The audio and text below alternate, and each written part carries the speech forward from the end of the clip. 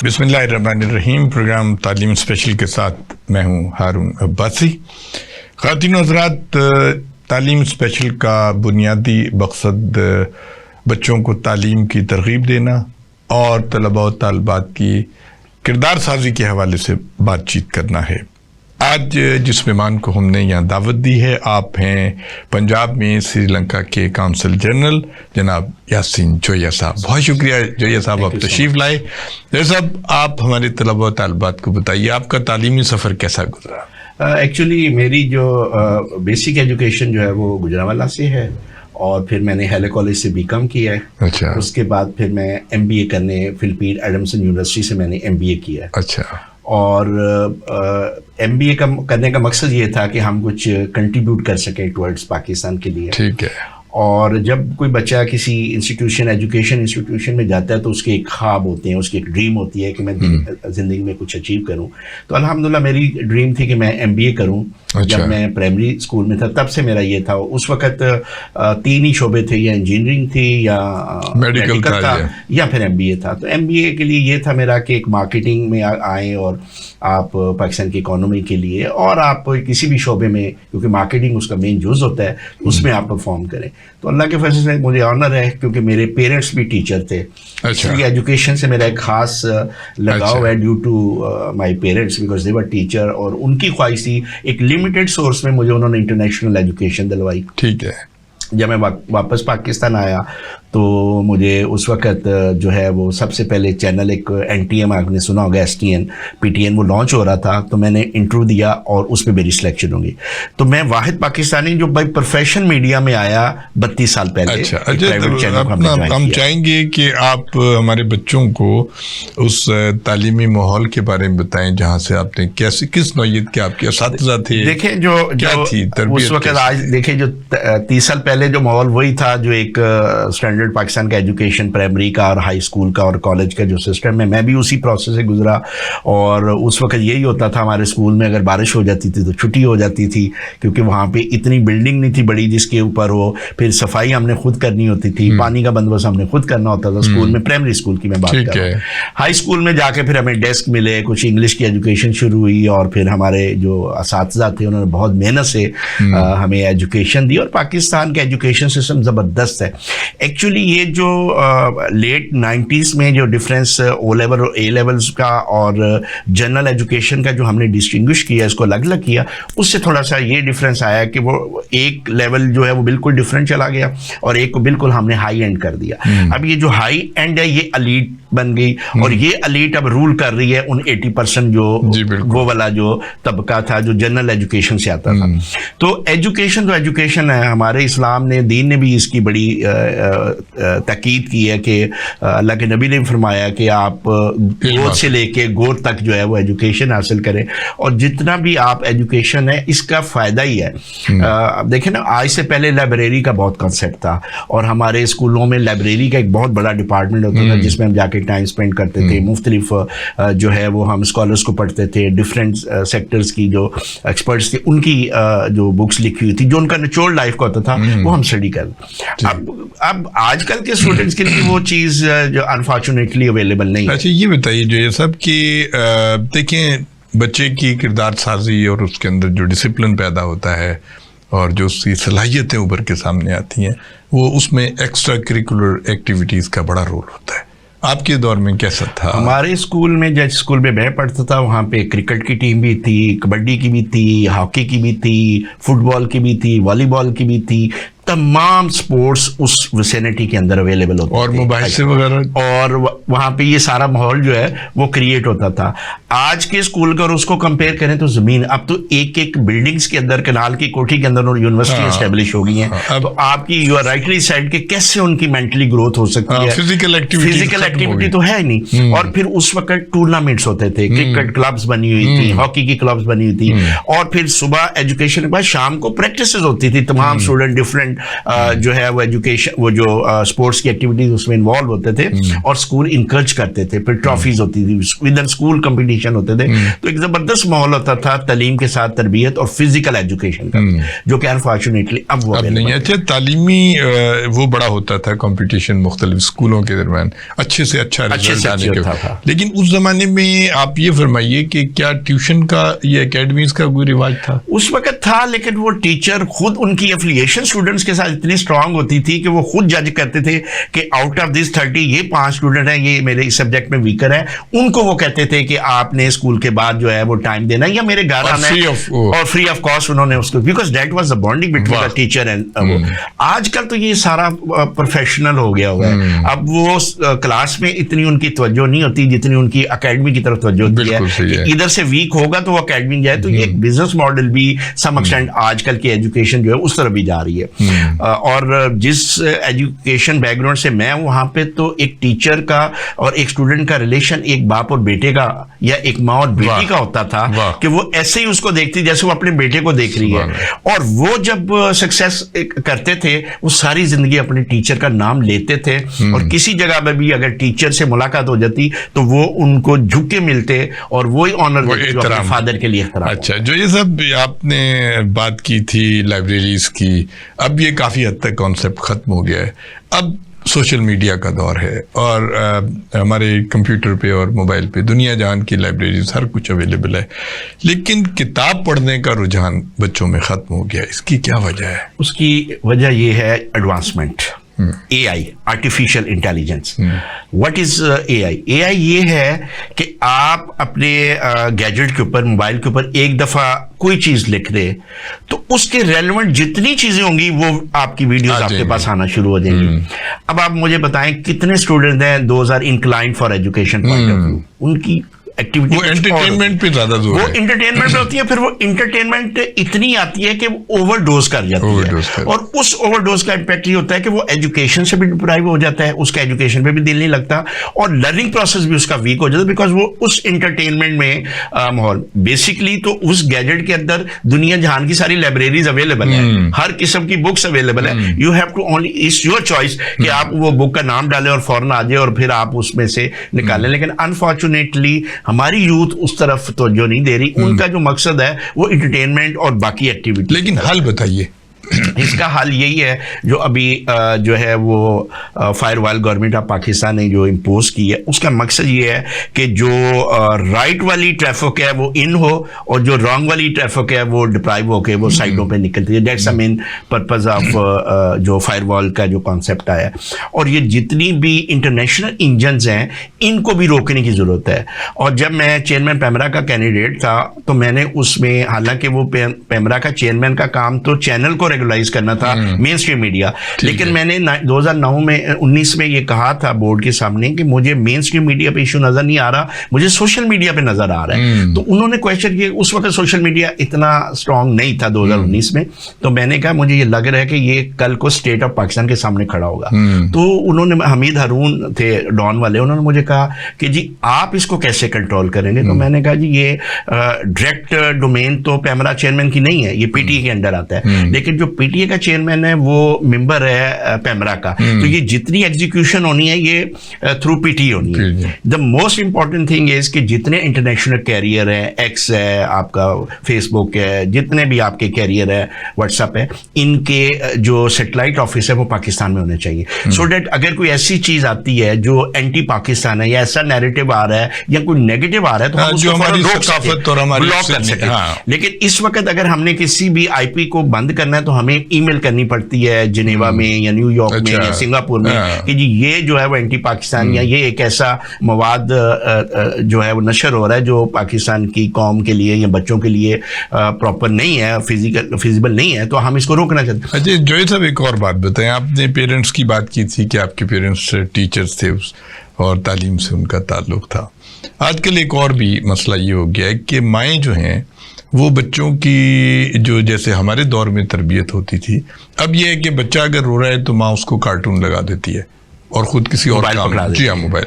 अब वो जो कार्टून है, वो उसके बारे में जो माहिरीन नफ्सियात हैं वो कहते हैं वो बड़ी ख़तरनाक चीज़ है, उसकी मूवमेंट बहुत तेज़ होती है, उसमें कलर्स बहुत तेज़ होते हैं, तो उससे भी जहनी तौर पे बच्चे की कोई तरबियत नहीं हो रही होती बल्कि उसका नुकसान हो रहा होता है। आप बताइए इससे। देखिए, अब बात यह है कि हमारे पास जो पहले माएँ होती थी उनका जो कॉन्सेप्ट ये होता था कि वो तरबियत माँ की गोद से शुरू होती थी, और साइंटिफिकली पहले जो 6 महीने से 1 साल बच्चे का होता है वो बहुत इंपॉर्टेंट होता है, जिसमें लर्निंग प्रोसेस होना होता है।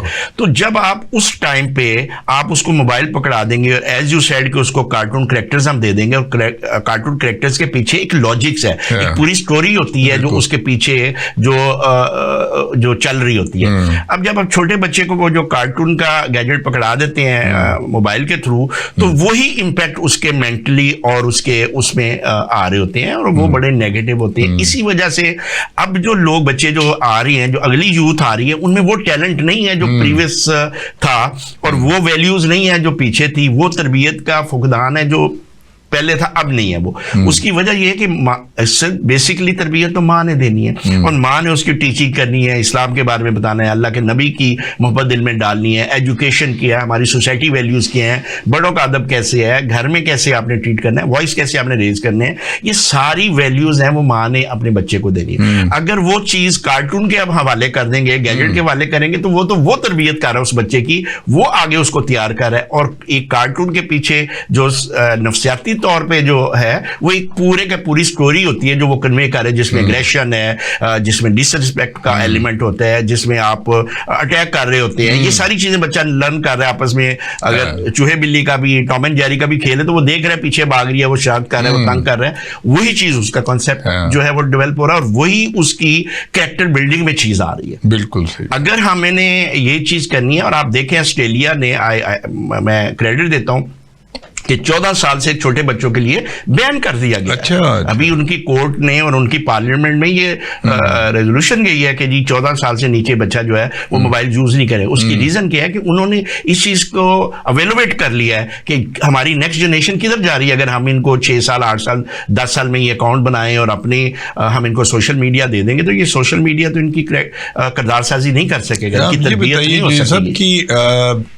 माँ बाप को और असातिज़ा को इस पे तवज्जो देनी चाहिए कि बच्चों का टाइम मुकर्रर नहीं है, पूरी पूरी रात वो मोबाइल पे चैटिंग करते हैं या देख रहे होते हैं, मुख्तलिफ चीज़ें देख रहे होते हैं।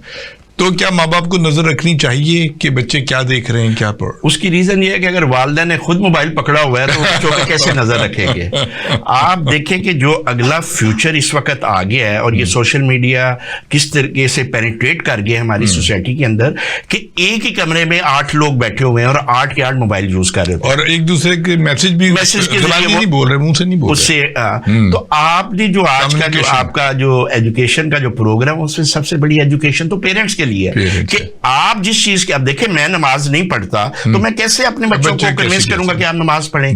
अगर एक दफा जो है वो एक वाकया हजूर पाक सल्लल्लाहु अलैहि वसल्लम के पास उनकी एक लेडी आई एक बच्चे को लेके और शिकायत की कि ये मेरा बच्चा जो है ये गुड़ बड़ा खाता है, तो आपने कोई जवाब नहीं दिया और वो चली गई।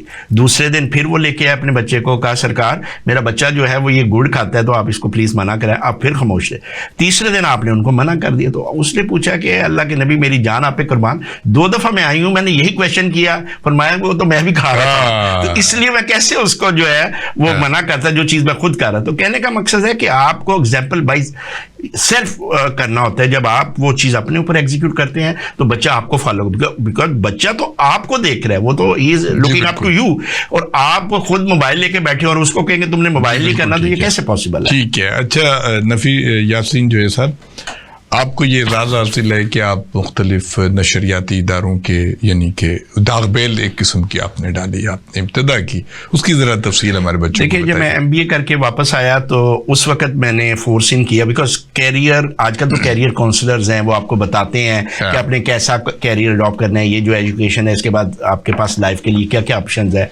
हमारे वक्त में तो ये कैरियर काउंसलर्स नहीं थे, ये तो आपने खुद ही जज करना है। और मैंने उस वक्त देखा था कि जो मीडिया है है ये एक बहुत बड़ा पिलर स्टेट का बनते जा रहा है। ये आई एम टॉकिंग अबाउट 1991। तो उस वक्त पहला प्राइवेट चैनल एक NTM आ रहा था, मैं उसका जो फाउंडर मेंबर से 5 उनमें आई वाज वन ऑफ देम, जिसने वो लॉन्च किया। 8 साल फिर मैं 1993-94 में मैं उसका जनरल मैनेजर बना। 4 साल मैंने उसको as a general manager operate किया, जिसमें मेरे पास पंजाब था, लाहौर, गुजरांवाला, फैसलाबाद, मुल्तान, भावलपुर, ये सारे नेटवर्क मैंने पूरे स्टेशन NTM के इस्टेब्लिश किए। उसके बाद फिर एक श्रीलंकन चैनल था यंग एशिया TV, जिसकी वजह से आज मैं ऑनरी कौंसल जनरल भी श्रीलंका, वो उसकी बेस वो चैनल था जो 3 साल मैंने उनके साथ काम किया, पाकिस्तान में लॉन्च किया। फिर PT वर्ल्ड को मैंने जो है वो जो फाउंडर टीम थी लॉन्चिंग, उसके अंदर मैं शामिल था। फिर सलमान तसीर जो एक्स गवर्नर थे मरहूम, अल्लाह ताला उनके लिए मग़फ़िरत करे, तो उन्होंने मुझे इनवाइट किया कि मैं business plus channel, wicket channel और केबल पाकिस्तान में लॉन्च करना चाहता हूँ, तो आप मुझे ज्वाइन करें। फिर मैंने उनको ज्वाइन किया as a chief operative officer. तो मुझे ये एजाज़ है कि केबल भी पाकिस्तान में मेरा मेजर पोर्शन है। फिर मैं MMDS सन TV को मैंने जो लॉन्च थी उसकी टीम में मैं था, जिसने सन TV। फिर मैं PTCL स्मार्ट TV के साथ IPTV जो इंटरनेट प्रोटोकॉल है उसकी लॉन्च में भी मैं उनके साथ रहा एज ए कंसल्टेंट रहा, और IPTV जो है पाकिस्तान में। जो ये सब एक और बात बताइए, ये कोई डिजिटल वर्कशॉप हमारी मुसल्लह अफवाज के हवाले से, उसमें भी आपका बड़ा रोल था? एक्चुअली जब मैं ऑनरी कौंसल जनरल बना तो मुझे एक ऑफर आई कि जी आप अटेंड करें नेशनल सिक्योरिटी वर्कशॉप बलोचिस्तान। ये एक बहुत बड़ी यूनिक किस्म की वर्कशॉप होती है, जिसमें इंटरेक्शन जो है वो आर्मी एस्टेब्लिशमेंट के साथ कराया जाता है। तमाम आपके डिसीजन मेकर, टॉप गवर्नर्स हैं, प्रेसिडेंट हैं, प्राइम मिनिस्टर है, इनके साथ चीफ मिनिस्टर्स हैं, इनके साथ इंटरेक्शन कराया जाता है, और आपको जो नेशनल पॉलिसी है उसके साथ आपको इंगेज किया जाता है। और उसमें इस वर्कशॉप का मेन पर्पस यही होता है कि आप पाकिस्तान का जो नैरेटिव है, पॉजिटिव नैरेटिव है, इसका जो सॉफ्ट इमेज है, उसको प्रमोट करें। तो मैं आई वाज लकी कि मुझे वहाँ के जो कमांडर थे उस वक्त जनरल सरफराज मरहूम, उन्होंने मुझे उस वर्कशॉप का ग्रुप लीडर भी अपॉइंट किया। I was the only Pakistani जिसको बलोचिस्तान की वर्कशॉप का ग्रुप लीडर बनाया गया, और उसमें MNS थे, MPs थे, ब्यूरोक्रेट्स थे, मीडिया के लोग थे, चैनल्स के लोग थे मेरी उस वर्कशॉप में, और वो बड़ी ज़बरदस्त 1 महीने की एक्सरसाइज थी।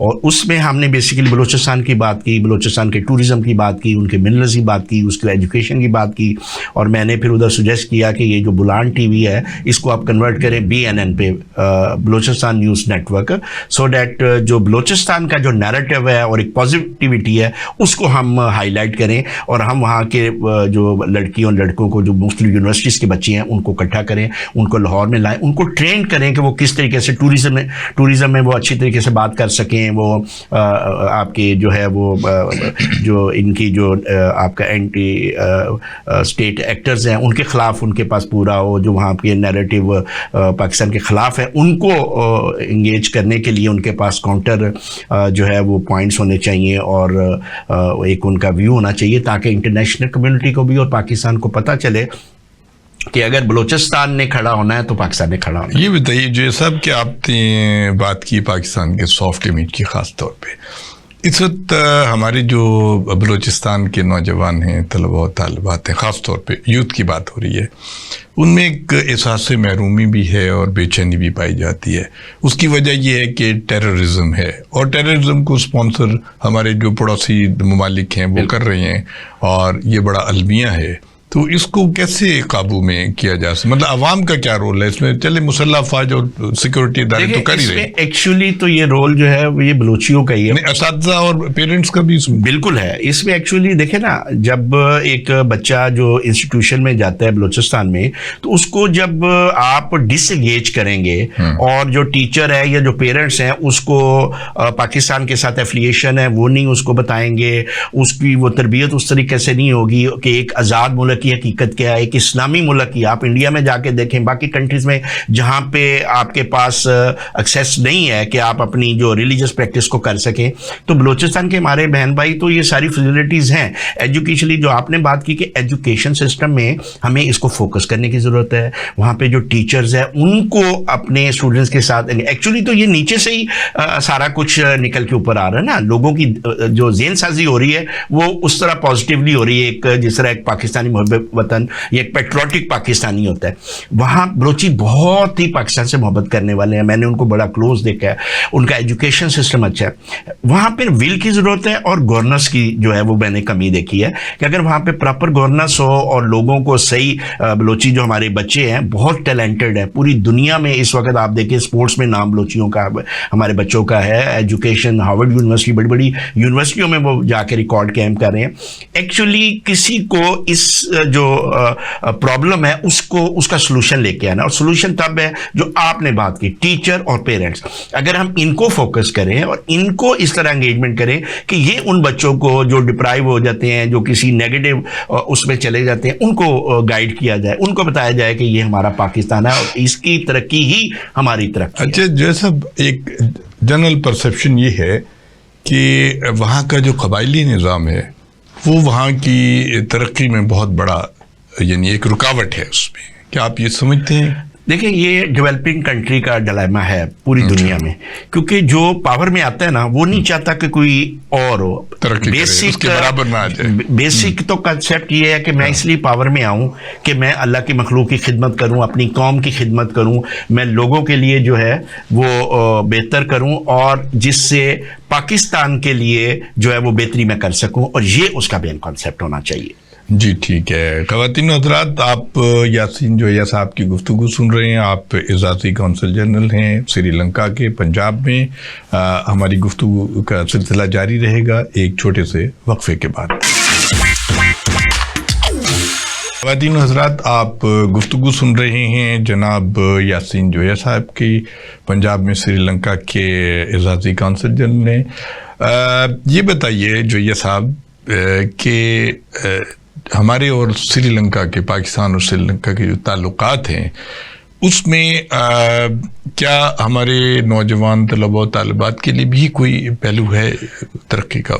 देखिए, पाकिस्तान और श्रीलंका के बड़े कॉर्डियल रिलेशन है। पाकिस्तान ने 1947 में इंडिपेंडेंस ली थी, उन्होंने 1948 में। सिंस इंडिपेंडेंस आप देखें कि हम हर जगह पे श्रीलंका के साथ बड़ा स्ट्रॉन्ग बॉन्डिंग और बड़ा कॉर्डियल रिलेशंस लेके जा रहे हैं। आप हमारा ट्रेड साइड देख लें, हमने पहला जो FTA फ्री ट्रेड एग्रीमेंट है वो श्रीलंका के साइन किया है। क्रिकेट डिप्लोमेसी में देखें तो वो हमें सपोर्ट करते हैं। और जो आपने एजुकेशन की बात की, 2012 में नवाज शरीफ गवर्नमेंट ने श्रीलंकन स्टूडेंट्स के लिए एजुकेशन के लिए 500 scholarship, Allama Iqbal scholarship announce की है, सो डेट हम किस लेवल के थे ये सर डिफरेंट यूनिवर्सिटीज के लिए। अच्छा, और मतलब PhD करवाते हैं, क्या करवाते हैं? नहीं, उनको हम डिग्रीज हैं, मेडिकल कॉलेज की है, डॉक्टर्स बन रहे हैं, इंजीनियर्स बन रहे हैं, MBA कर रहे हैं, फार्मासिस्ट बन रहे हैं। तो नहीं, वहां से आ रही है, वहां से इधर आ रहे हैं। अच्छा, पाकिस्तान ने श्रीलंकन गवर्नमेंट को 500 स्कॉलरशिप दी कि आप अपने स्टूडेंट पाकिस्तान में भेजें, वो यहाँ से अच्छी एजुकेशन लें और यहाँ से जाके वो फिर कंट्रीब्यूट करें श्रीलंका गवर्नमेंट में, ये जो यहाँ से डिग्रीज वगैरह। ये फरमाएं कि हमारी जो यूनिवर्सिटीज हैं वो जब हम देखते हैं इंटरनेशनल रैंकिंग में तो हम काफ़ी पीछे हैं, क्या ऐसा है? बिल्कुल ऐसा है। देखिए, अभी तो हम तो 200 से भी नीचे, और जो ओवरऑल है वो जो पूरी इंटरनेशनल है उसमें तो 800 700 पे हमारा है, क्योंकि हमारा जो इंटरनेशनल उन्होंने एक पॉइंट्स रखे होते हैं जिसके तहत वो रेटिंग बनाते हैं, और उसके लिए उसका कैंपस क्या है, उसके डिसिप्लिन कितने हैं, स्टूडेंट्स की रेंज कितनी है, उन्होंने प्रोफेशनल लाइफ में जाके कितनी कामयाबी, रिसर्च में कितने वो हैं, उनके जो टीचर्स हैं वो कितने क्वालिफाइड हैं, और वो जो बच्चे हैं उन्होंने उनका लर्निंग प्रोसेस उन्होंने पूरा डिजाइन किया। पाकिस्तान में तो अब डिग्री जो है वो बहुत इजी हो गई है, आप यकीन जाली भी मिल जाती है, और इसीलिए इसको कोई इंटरनेशनल रिकॉग्निशन भी नहीं मिलती। और दूसरा ये है कि जब आप यहाँ से ग्रेजुएशन करके जाते हैं, बल्कि मास्टर्स करके जाते हैं, तो वो आपको ग्रेजुएट कंसीडर करते हैं और मास्टर्स कहते हैं कि आप दोबारा करें, ये आपका इंटरनेशनल। उसकी रीजन ये है कि हम जो है वो हमारी गवर्नमेंट ऐसे दे रही है चार्टर, जैसे फ्री में जो है वो चार्टर्स हैं, हर एक को यूनिवर्सिटी का वो एक प्रपोजल लेके जाते हैं, उसको चार्टर मिल जाता है। ये फरमाएं कि वो फिर जो श्रीलंका के स्टूडेंट्स आते हैं यहाँ पे, वो जो यहाँ से डिग्री लेके जाते हैं, तो उनके मुल्क में उसकी कोई वैल्यू है? उसकी वैल्यू जो हमारा मेडिकल कॉलेज का होता है, उनको जाके वहाँ पे टेस्ट क्लियर करना होता है। जो हमारे यूईटी से जो ग्रेजुएट होके जाते हैं उनको टेस्ट क्लियर करना है। तो श्रीलंका जो यहाँ से एजुकेशन लेके जाते भी हैं उनके ऊपर भी उन्होंने अपने टेस्ट लोकल रखे हुए हैं, ताकि वो चाहते हैं कि जो हमारे लोकल्स हैं और जो बाहर से पढ़ के आते हैं उनका स्टैंडर्ड एक हो जाए। अगर वो भी एग्जाम क्लियर करें और ये भी एग्जाम क्लियर करें, ये एक नेशन का है कि आप देखिए अंदाजा करें कि उनको इस चीज का एहसास है कि लोकल जो हमारे ग्रेजुएट हैं और जो बाहर से इंटरनेशनल यूनिवर्सिटी से पढ़ के आए वो एक सर्टेन एग्जाम के तहत, एक प्रोसेस के तहत गुजरें, ताकि हमारे मुल्क को एक अच्छी जो है वो लीड मिले और अच्छी जो है वो प्रोफेशनल्स मिले, ताकि वो उस मुल्क को आगे लेके जाने के लिए अपना रोल प्ले कर सकें। लेकिन जो साहब ये बताइए कि श्रीलंका भी डेवलपिंग कंट्री है, पाकिस्तान भी, इनके दरमियान जो तिजारती रवाबित हैं, और ये बड़े अफसोस की बात मैं आपको बता रहा हूँ कि हमारी पाकिस्तान की जो एक्सपोर्ट्स हैं वो सिफर हैं। हम दुनिया के ममालिक की जब हम देखते हैं कहाँ से कहाँ पहुँच गया, यानी मलेशिया को देख लें, आप सिंगापुर को देख लें, किसी को भी देख लें, और हम कहाँ खड़े हैं? ये क्या वजह है? हमारी क्रेडिबिलिटी क्या बिल्कुल सिफर है? इसमें वजह कंटिन्यूटी ऑफ पॉलिसीज की है। अनफॉर्चुनेटली हर 3 साल बाद 5 साल बाद एक नया मॉडल आता है और वो मॉडल अपनी मर्जी से करता है। जो पीछे वाली जो पॉलिसी है उनको वो डिक्लाइन कर देते हैं और अपना सिस्टम एग्जीक्यूट। पूरी दुनिया में आप देखिए, अगर आप as you mention Malaysia, Mahathir Mohamad, मैं 2008 में इन ट्रेड मलेशिया को अटेंड करने के लिए पाकिस्तान से मैं I was one of the delegation, और हम कॉन्फ्रेंस हॉल में बैठे थे और महातिर मोहम्मद प्राइम मिनिस्टर थे और वो उन्होंने स्पीच की। तो उन्होंने जब स्पीच शुरू की तो सबसे पहले पूछा एनीवन फ्रॉम पाकिस्तान। तो हम 8 लोग थे, तो मैंने हाथ उठाया, हमने कहा वी आर फ्रॉम पाकिस्तान। तो उसने कहा कि यू नो कि जेंटलमैन कि मैं यूईटी का ग्रेजुएट हूँ। मैं एक ग्रेजुएट यूईटी का होकर मैंने पूरा लैंडस्केप ही मलेशिया का चेंज कर दिया है, and you got university, 1000 students हैं और आप लोग क्या कर रहे हैं? तो that was very alarming question कि एक ग्रेजुएट यूईटी का यहाँ से पढ़ के जाए और मलेशिया में लैंडस्केप चेंज कर। आपके ख्याल में ये हमारी जो पॉलिटिकल इंस्टेबिलिटी है या उसकी वजह? एक्चुअली प्रायोरिटी नहीं है। अच्छा। मैं कहता हूँ प्रायोरिटी नहीं है। अच्छा। जब तक आपके अंदर विल नहीं होगी, प्रायोरिटी नहीं होगी, कोई मसला रॉकेट साइंस नहीं है ठीक करना। विल होनी चाहिए, हमारे पास रिसोर्सेज हैं, हमारे पास टैलेंट है। पाकिस्तानी नौजवान दुनिया का टैलेंटेड बच्चे हैं, आप इनको किसी फील्ड में भेज दें, ये टॉप है। लेकिन इसके साथ जो साहब हमारे जो एक्सपोर्टर्स हैं उनकी भी क्रेडिबिलिटी बाहर मुल्कों में बहुत खराब समझी जाती है, क्योंकि वो माल कुछ और दिखाते हैं, बेचते सैंपल्स कुछ और जाता है और कंसाइनमेंट हो जाती है। एक्चुअली मैं आपको श्रीलंका का, मैं क्योंकि मैं ऑनरी कौंसल जनरल हूँ श्रीलंका का, तो मैं श्रीलंका की बात करूँगा। पाकिस्तान की श्रीलंका के लिए एक्सपोर्ट बहुत अच्छी है। अच्छा, क्या जाता है यहाँ से? यहाँ से जो है वो हमारी बेडशीट जाती है, यहाँ से हमारे टावल जाते हैं, यहाँ से हमारा प्याज जा रहा है, पोटैटोज जा रहे हैं, मेज जा रही है, छल्ली जो बहुत जा रही है, स्पोर्ट्स गुड जा रही हैं, सर्जिकल इंस्ट्रूमेंट जा रहे हैं, तो बहुत सी चीजें पाकिस्तान जा रही हैं। जबकि श्रीलंका से पाकिस्तान में पान का पत्ता आता है और आपकी जो है वो एप्पल्स आते हैं, वहां से आपकी स्पाइसेस आती हैं, और इस तरह करके कोई उनकी 4-5 है। पाकिस्तान श्रीलंका का जो एक्सपोर्ट करता है वो 350 मिलियन है, जबकि श्रीलंका पाकिस्तान को जो करता है वो 100 मिलियन है। तो पाकिस्तान की फेवर में है ये जो बायलैटरल ट्रेड है बिटवीन श्रीलंका एंड पाकिस्तान। इसके अलावा हमारी जो कल्चरल हमारा जो है हेरिटेज है, हम कल्चरली भी को हमारे यहाँ से ट्रिप जाते हैं वहाँ। मैं क्योंकि टूरिज्म को मेन देखता हूँ, तो पहले मुझे 4 साल हो गए हैं as a honorary consul general. अब एक बहुत बड़ा ट्रेंड अब मैंने डेवलप किया है। पहले श्रीलंका की सिर्फ 2 फ्लाइट्स थी, अब मैंने वो 4 कराई हैं। फिर हमने एयर सियाल को लाइसेंस दिलवाया है ताकि एक बजट एयरलाइंस आए, कम पैसों में लोग जो है वो श्रीलंका जा सकें। फिर हमने श्रीलंकन टूरिज्म बोर्ड से बात की है कि हमें बजट जो है वो पैकेज दिए जाएँ, हॉस्टल दिए जाएँ, 3 स्टार दिए जाएँ, ताकि ज़्यादा से ज़्यादा पाकिस्तानी जो है वो श्रीलंका जा सकते। पहले पाकिस्तान का बहुत बड़ा ट्रेंड, एक बड़ा चंक जो है वो दुबई जाता था, बाको जाता था, मलेशिया जाता था, थाईलैंड जाता था, तुर्की जाता। अब हमारी कोशिश ये है कि श्रीलंका को एज ए प्रेफर्ड डेस्टिनेशन हम डिक्लेयर करें, तो ज़्यादा से ज़्यादा टूरिस्ट और ग्रुप जो पाकिस्तान से है वो श्रीलंका जाएं और श्रीलंका की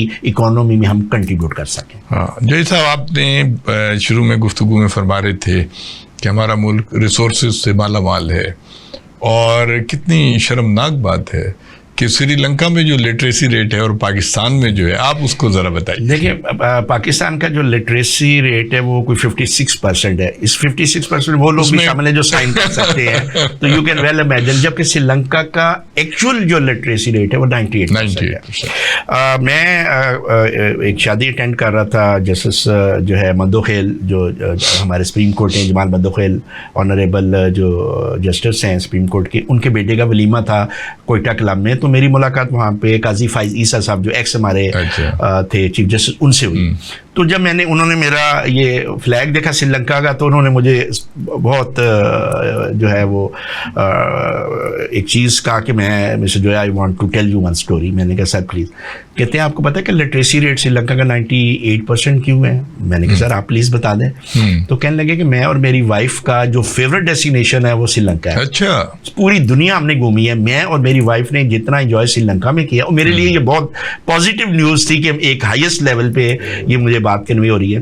तो मुझे कहने लगे कि कि क्यों उनका एजुकेशन है, तो मैंने वो थीसिस स्टडी की है। मैंने कहा सर कैसे? कहते हैं हम लोग ट्रैवल कर रहे थे कोलंबो से कैंडी की तरफ बाई कार, तो रास्ते में मेरी वाइफ ने कहा कि हमने काजू खरीदने हैं। अच्छा। तो रास्ते में एक ढाबा था, हमने वहाँ पे गाड़ी रोकी, और वहाँ पे एक बाबा जी थे, बहुत एजेड, कोई 60-65 के, गरीब, बहुत छोटा सा उनका वो झोंपड़ा सा था। उन्होंने आगे काजू लगाए थे, हमने काजू खरीदे। तो मेरी वाइफ ने पूछा उससे कि वेयर इज़ योर चिल्ड्रन? उसने कहा कि there are all in school. उसने कहा मेरे 5 चिल्ड्रन हैं, पांचों स्कूल में। तो मेरी वाइफ ने कहा कि आपका जो रहन सहन है उससे तो नहीं लगता कि आप अफोर्ड कर सकते हैं 5 बच्चों को। उसने कहा कि श्रीलंकन गवर्नमेंट ने एजुकेशन को कंपलसरी किया हुआ है, स्कूल इनरोलमेंट को। अब मुझे एडवांटेज ये है कि मेरे रिसोर्सेज नहीं है, मेरे बच्चों को यूनिफॉर्म 5 को, उनको दोपहर का खाना, उनको बस, उनको बुक्स, ये सारी एजुकेशन फ्री श्रीलंकन गवर्नमेंट देती है। अच्छा। तो कम अज कम मुझे ये होता है, एक तो मेरे बच्चे एजुकेशन ले रहे हैं, दूसरा ये है कि दोपहर का अच्छा खाना खा के आएंगे। वाह। आप अंदाजा करें कि उन्होंने क्या अट्रैक्शन दी कि वो बच्चों की इनरोलमेंट के लिए, कि हर पेरेंट्स की ख्वाहिश हो कि हमें एजुकेशन जो है बच्चों को भी मिल रही है फ्री, उसके साथ यूनिफॉर्म भी मिल रहा है, बुक्स भी मिल रही है, बैग भी मिल रहा है, और ट्रांसपोर्ट भी मिल रहा है, और दोपहर का खाना भी मिल रहा है। अच्छा जो सब ये बताएं, हमारे मुल्क में का एक ये अलमिया है कि हमारे यहाँ जो रिवायती तालीम है उसमें आगे रोजगार के मौके कम होते हैं। आप समझते हैं कि टेक्निकल एजुकेशन बहुत जरूरी? मैं कहता हूँ कि मेरा इसके ऊपर बहुत बड़ी स्ट्रांग वर्किंग है, और मेरी पंजाब गवर्नमेंट को और पाकिस्तान गवर्नमेंट को ये रिकमेंडेशन है कि आप विदाउट रिसर्च बच्चे ग्रेजुएट ना करवाते जाएं।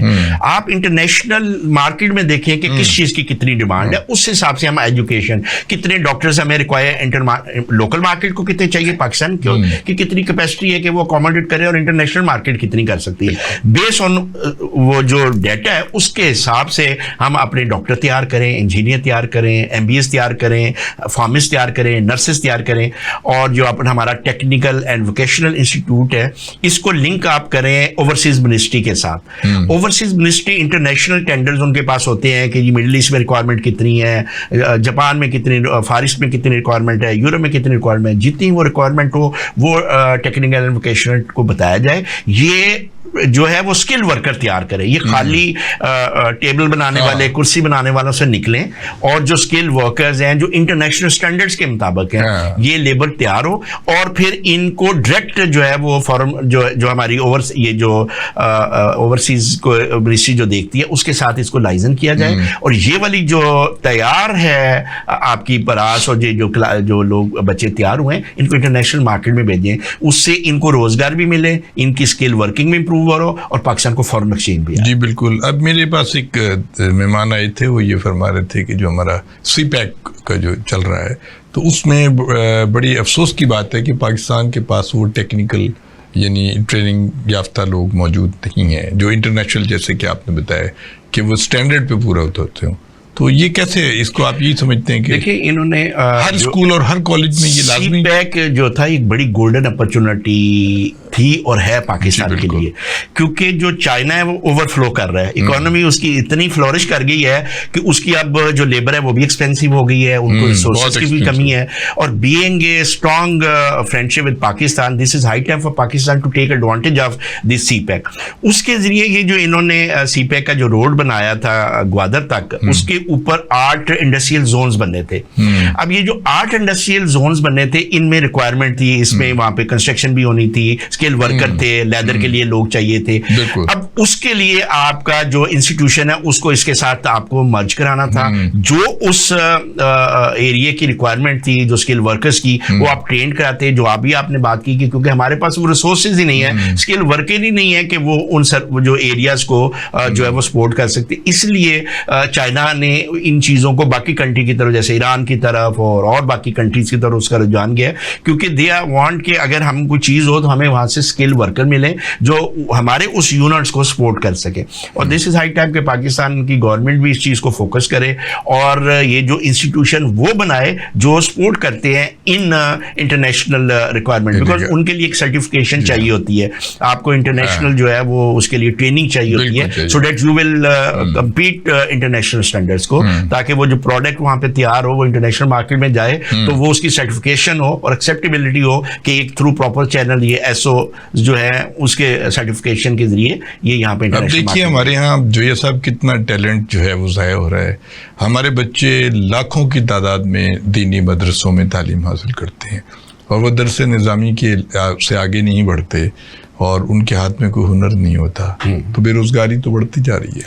देखिए एक्चुअली ये तो गवर्नमेंट का काम है कि देखे, नहीं उन इदारों का भी काम है, इदारों का भी जिम्मेदारी है। देखिए ना कि आप ये जो इंस्टीट्यूशंस हैं, आप अब क्या ये जो हम तैयारी कर रहे हैं क्या इनको हम इंटरनेशनल मार्केट के मुताबिक तैयार कर रहे हैं, पाकिस्तान की जो रिक्वायरमेंट है उनके मुताबिक तैयार कर रहे हैं, या हम इनको इसलिए तैयार कर रहे हैं कि ये हमारे वेस्ट इंटरेस्ट को जो है वो वॉच प्रोटेक्ट करेंगे। अब बात ये है कि ये भी तो मेरे पाकिस्तानी है ना, मेरे बहन भाई हैं जो इन अदारों में पढ़ रहे हैं, तो अगर आपने इनको फोकस करना है, अगर आपने इनको मेन स्ट्रीम में लेके आना है तो ये तो आपने पॉलिसी देनी है। पिछली गवर्नमेंट ने कोशिश की थी कि इनको भी जो हमारा स्टैंडर्ड एजुकेशन सिस्टम है उसके साथ इन लाइन किया जाए और ये भी उन्हीं प्रोसेस के तहत आए ताकि इनको भी जॉब्स मिले। अब वो एक बच्चा जो है वो अगर नॉर्दर्न एरिया में रह रहा है और एक मदरसे में पढ़ रहा है तो क्या उसको हम डिप्राइव करें कि वो हमारी मेन स्ट्रीम के अंदर नहीं आ सकता, वो किसी ब्यूरोक्रेट नहीं बन सकता, वो सीएसएस नहीं कर सकता, कितना बड़ा टैलेंट हो। और है मेरा बिलीव है कि उनके अंदर है, लेकिन उसको जो है ना वो हाईलाइट करने की जरूरत है। एक दफा अकबर बादशाह को बड़ा ये चीज का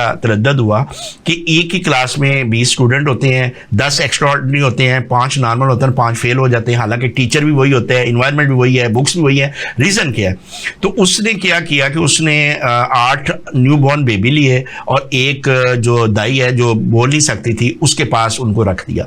5 साल के बाद जब अकबर बादशाह उस जगह पे गया जहां पे वो बच्चे थे तो कोई बच्चा भी बोल नहीं सकता था, तो उसने ये कहा कि इनके अंदर बोलने की ताकत थी लेकिन इनको इन्वायरमेंट नहीं दी गई, तो हमें इन्वायरमेंट देनी है, बट टैलेंट अवेलेबल है, उसको वहां पे हमने शोकेस करना है ताकि वो इंटरनेशनल स्टैंडर्ड के और नेशनल लेवल की प्रोडक्ट तैयार हो सके। अच्छा, जो ये सब हम दोबारा पाकिस्तान श्रीलंका के ताल्लुकात पे आते हैं, एक बड़ा अलमिया हुआ था सियालकोट में और एक श्रीलंकन को बड़े बेदर्दी से कत्ल कर दिया गया था और उससे पाकिस्तान और श्रीलंका के ताल्लुकात में बहुत खिंचाव पैदा हो गया था और इंटरनेशनल लेवल पे भी बड़ा प्रोटेस्ट हुआ था कि आपने एक गैर मुल्की के साथ इतना बेईमाना सलूक किया है। उसमें आपका कोई रोल था? एक्चुअली वो मैंने ही हैंडल किया था अल्हम्दुलिल्लाह, और अल्लाह ताला की ख़ास मेहरबानी से वो बड़े अच्छे तरीके से, एक बहुत बड़ा इंसिडेंट था, अनफॉर्चुनेट था और एक बड़ा ब्रूटल मर्डर था एक श्रीलंकन का जो पाकिस्तान की इकोनॉमी अपना रोल प्ले कर रहा था। जब उसने फैक्ट्री ज्वाइन की तो 200 एम्प्लॉय थे, 3-4 साल में वो 1100 का स्टाफ उस रेजको फैक्ट्री में हो गया। अब वो अनफॉर्चुनेटली वो एक लोकल लेवल पे ऊपर अंदर फैक्ट्री के अंदर ही एक जेलसी का एलिमेंट हो गया, क्योंकि वो as a chief operating officer operate कर रहा था, प्रणता कुमारा उसका नाम था, उसके 2 बच्चे थे, एक 9 साल का और एक 13 साल का। तो वो कोई एक ये जो दोहा कतर में दोहा का जो वर्ल्ड कप हो रहा था फुटबॉल का, उसके लिए कोई एक ऑर्डर था जिसके लिए कोई बाहर से फॉरनर आ रहे थे, तो वो उनकी सफाई फैक्ट्री की करा था। तो एक पोस्टर था, वो तो मुसलमान नहीं था, वो पोस्टर के नीचे गिरा जिसके ऊपर वो रीजन बना के उन्होंने उसको मारा नहीं बल्कि उसकी बॉडी भी काटी और उसको आग भी लगाई। और फिर श्रीलंकन मुझे कहते हैं कि हमें जो तकलीफ इस चीज की, फिर आपने सेल्फियां बनाई और सोशल मीडिया पे चढ़ाएंगे, ये देखो इसको हमने जलाया और वो है, हालांकि उसका कोई कसूर नहीं था। और बाद में वो प्रूव भी हुआ और पाकिस्तान गवर्नमेंट ने भी और हमारे हाई कमिश्नर ने कैटेगोरिकल कहा कि it has nothing to with the religion of Islam and it has nothing to do with any जो है वो पाकिस्तान की पॉलिसी। उसकी फैमिली की कोई कंपनसेशन हुई? उसकी फैमिली के लिए हमने $1 लाख ट्रांसफर किया सियालकोट चैम्बर की तरफ से। अच्छा। जिस कंपनी में वो जॉब करता था उन्होंने 5 साल के लिए सेम सैलरी ट्रांसफर की वादा की। मैंने गवर्नमेंट ऑफ पंजाब से जो है उस वक्त गवर्नर जो थे चौधरी साहब थे, उनसे मैंने रिक्वेस्ट करके पंजाब गवर्नमेंट से, पंजाब जो है असम्बली से रेजोल्यूशन पास कराई, कंडेप्ट करवाया। फिर हमने जो है उनके बच्चों की एजुकेशन को अनाउंस किया कि जब वो ग्रेजुएट, जब वो ओ लेवल ए लेवल्स करेंगे तो पाकिस्तान गवर्नमेंट स्कॉलरशिप के तहत उन दोनों बच्चों को एजुकेशन देगी।